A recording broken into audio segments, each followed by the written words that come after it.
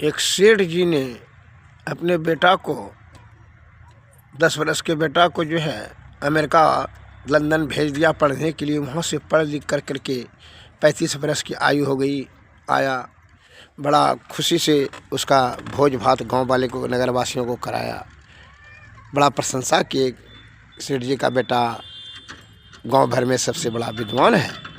यह 25 वर्षों से बिलायत से पढ़ करके आया है। यह बड़ी प्रशंसा हुई, बड़ा खुशी हुआ नगरवासियों को कि भाई हमारे भी नगर में एक विद्वान है। इस कारण से सेठ जी को तथा उनके और सभी सदस्य को बड़ा अहंकार हो गया। तो सेठ जी का बेटा ने एक दिन पिताजी से कहा, ननिहाल जाना चाहते हैं, गंगा नदी के उस पार में ननिहाल था। कहा ठीक है जाओ।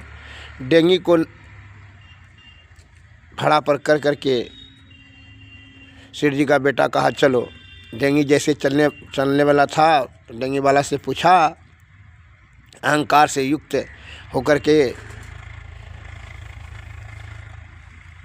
वाणी में, घमंड वाला वाणी में, शब्दों में करे कमा करके धन जमा किया है। कहा नहीं सरकार, रोज कमाते हैं रोज खाते हैं। कल तुम्हारा 4 ना जीवन बेकार हो गया। कितना पढ़ा लिखा है। नाव चल रही थी, थोड़ा दूर नाव चली गई। दूसरा प्रश्न, कितना पढ़ा लिखा है। कहा नहीं सरकार, हम जो है ना कहाँ पढ़े लिखे हैं, मूर्ख है। नदी के किनारे में ही हमारा गांव है, वहीं मेरे पिताजी भी करते थे, हम भी करते हैं। तो तुम्हारा 8 ना जीवन बेकार हो गया।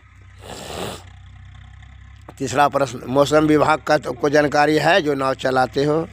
क्यों नहीं सरकार, अपना अनुभव ज्ञान से चलाते हैं। क्योंकि तब से तुम्हारा 12 ना जीवन बेकार हो गया। इतने में नाव तब तक बीच नदी में चली गई और उत्तर तरफ से बड़ा जोर से तूफान उठा। तब नाविक ने पूछा,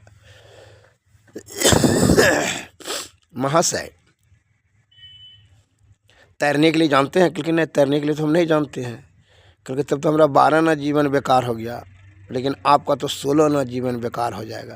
क्योंकि कैसे? क्योंकि देखिए ना,